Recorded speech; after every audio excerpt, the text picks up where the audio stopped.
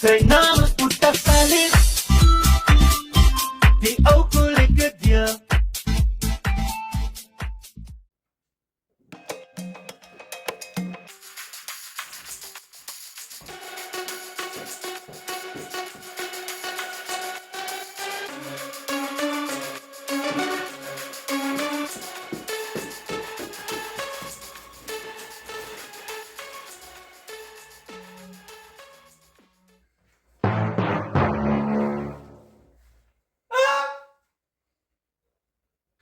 Boeta Salis, het jy geld uit my wallet uitgesteel?